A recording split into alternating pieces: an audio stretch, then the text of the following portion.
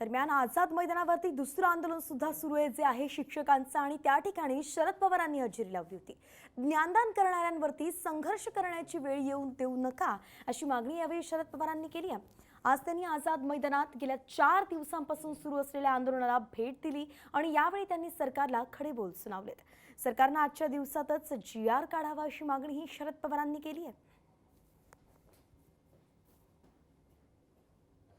स्पष्ट सांगावं लागेल की बाकी कुणाच्याही बाबतीत कोणाशी काही तक्रार असेल तर त्याच्या खोलात मी जाऊ इच्छित नाही, पण ज्ञानदानाची जबाबदारी ज्यांच्यावर आहे आणि उद्याची महाराष्ट्राची पिढी ही तयार करण्याची नैतिक जबाबदारी ज्यांनी अंतःकरणापासून स्वीकारलेली आहे त्यांना संघर्ष करायची वेळ येऊन देऊ नका।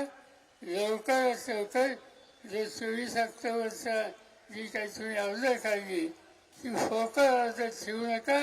त्यासाठी काय 1000-1200 कोटी लागतील, मला आकडा नक्की माहिती नाही, 1100 त्याची तरतूद करा, त्याचं द्यायला सुरुवात करा आणि या राज्यामध्ये शिक्षकाचा सन्मानच होतो।